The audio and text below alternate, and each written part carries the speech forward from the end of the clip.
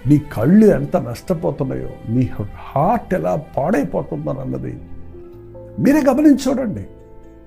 ఒక్కరోజు సెల్ పట్టుకోకుండా ఉండగలమా?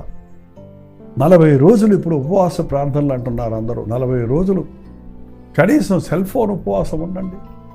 40 రోజులు కనీసం రోజుకి 8 గంటలు సెల్ పెట్టుకోకుండా మెయింటైన్ చేయండి, కనీసం చూద్దాం. అది కదా నీ నిగ్రహ శక్తి, అది కదా నీ ఏకాగ్రతకు మూల కారణం.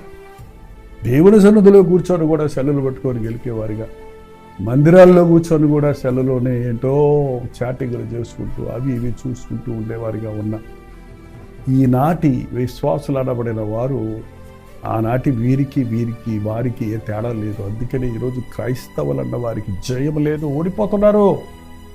క్రైస్తవుల బిడ్డలు పాడైపోతున్నారు. విశ్వాసుల బిడ్డలు అవిశ్వాసులుగా మారిపోతున్నారు, సాతాను సంబంధాలుగా అయిపోతున్నారు.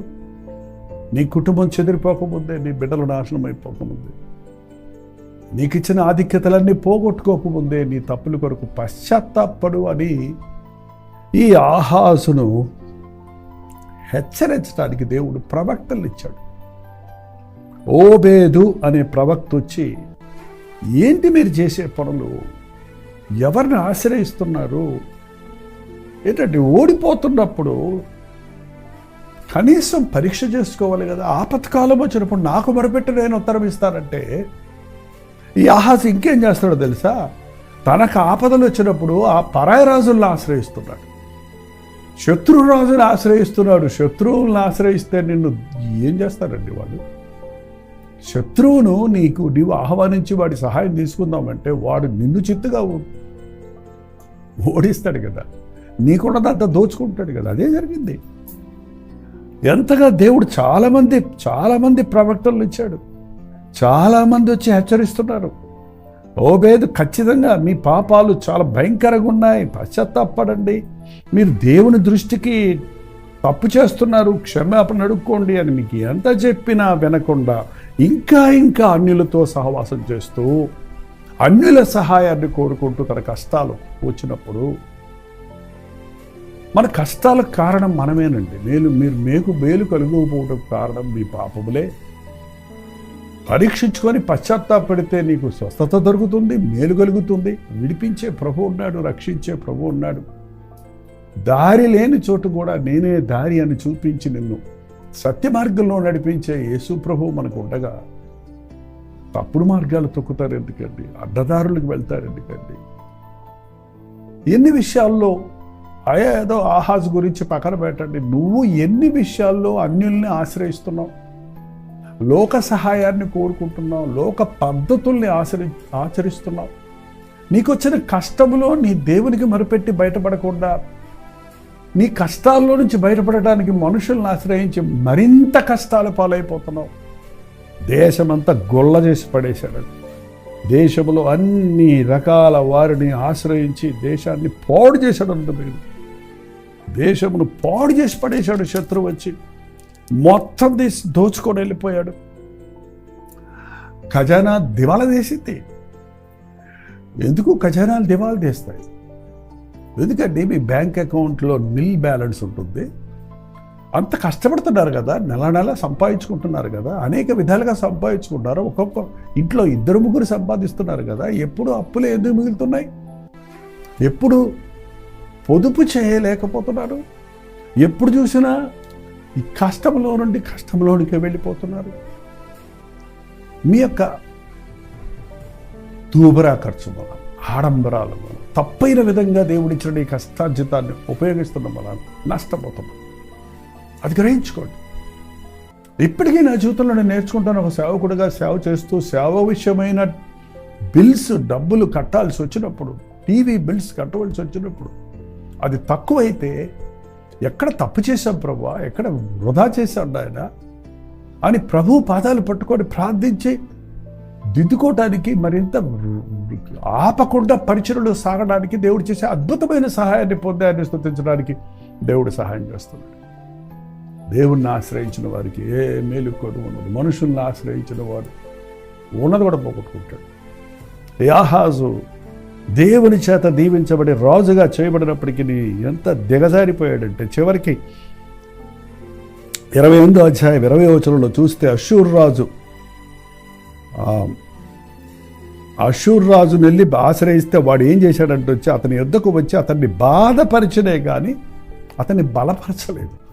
అయ్యయ్యో, బలపరచబోయా నేను బలహీనంగా ఉన్నానంటే 4 దెబ్బలేసి కొట్టిపోయాడంట.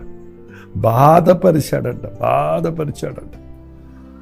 ఆహాజు భాగములు ఏర్పరిచి యెహోవా మందిరములో నుండి ఒక భాగమును, రాజరంగంలో నుండి ఒక భాగమును, అధిపతుల యొద్ద నుండి ఒక భాగమును తీసి అషూర్ రాజుకు ఇచ్చను. కానీ అతనికి సహాయం చేయలేదు. ఏంటి, మందిరంలోవి కూడా తీసుకెళ్ళి ఇచ్చేసాడట. మందిరం డబ్బు తీసుకెళ్ళి సైతానికి ఇష్టం ఏంటండి? దేవుని డబ్బు తీసుకెళ్ళి సైతానికి వాడటం ఏంటి? రాజ్యము డబ్బు, ప్రజల డబ్బు తీసుకెళ్ళి ఆ శత్రురాజుకి ఇచ్చి సహాయం చేయమని అడగటం ఏంటి? దేవుణ్ణే దోచుకుంటారా అండి?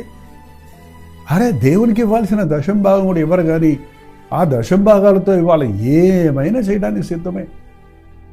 ఎంతమంది అండి దాచిపెట్టి దేవునికి ఇద్దామని ఎత్తిపెట్టిన దాన్ని కూడా మళ్ళీ వాళ్ళ జల్సాలకు, వాళ్ళ సరదాలకు, వాళ్ళ వ్యర్థమైన ఖర్చులకు వాడుకునేవారు. దేవుడి దగ్గర దోచుకునేవారే. మీరు దొంగిలితిరి. మేమెప్పుడు దొంగిలించాము? మీరు దశంభాగంలో కానుక ఇవ్వక దొంగిలితిరి అని చెప్పబడింది కదా. అరే, మనుషుల సహాయం కోరుకుంటున్నాం, దేవుని సహాయాన్ని కోరుకోకుండా. ఆలోచించేయండి, ఈ రోజుల్లో ఎంతమంది ఇవాళ మనుషుల మీద ఆధారపడుతున్నారు. 22వ వచనం, ఆపత్కాలమందు అతడు యెహోవా దృష్టికి మరి అధికముగా అతిక్రమములు జరిగించను. అట్లు చేసిన వాడు ఈ ఆహాజు రాజే, ఆపత్కాలంలో నాకు మొరపెట్టుడే, నీకు ఉత్తరం ఇస్తానంటే ఆపత్కాలంలో కూడా ఇంకా మరింతగా దేవుడిని దుఃఖపరిచి దేవునికి వ్యతిరేకంగా దేవుణ్ణి మొరపెట్టుకోకపోగా ఈ లోకాన్ని ఆశ్రయించాడు, శత్రురాజులను ఆశ్రయించాడు. మరి దేవుని మందిరములోని తలుపులు, దేవుని మందిరపు తలుపులు మోయించేసి ఏంటంటే మందిరపు తలుపులు మోయించి యెరూషలేమున అంతటా బలిపీఠములను కట్టించి, ఏం బలిపీఠాలు కట్టించాడు? అన్యుల దేవతలకు బలిపీఠాలు కట్టించాడు. జీవము గల దేవునిని దుఃఖపరిచిన వారు దీవించబడలేరండి. చేయకూడనివి చేస్తున్నాడు, చేయవలసినవి చేయటం లేదు. మొరపెట్టవలసిన దేవుని దగ్గరికి వెళ్ళి మొరపెట్టుకోవటం లేదు. ఆశ్రయించని వారి దగ్గరికి వెళ్ళి ఆశ్రయిస్తున్నాడు. చివరికి ఏ దేశాన్ని గుళ్ళ చేసి, ఖజానాను ఖాళీ చేసి, జనులను మరణాలకు కారణమై దేశమును పాడు చేసి 14 సంవత్సరాల్లో సాధించిందే లేదుగా. దేశాన్ని నష్టపరిచాడు, పాడు చేసుకున్నాడు, సమస్తం పాడు చేసుకున్నాడు. చివరికి చచ్చాడు. సావుగా ఇంకేముంది? ఎంతమంది రోజున దేవుడిచ్చిన జీవితం అంతా వృధాపరుచుకుంటున్నారు.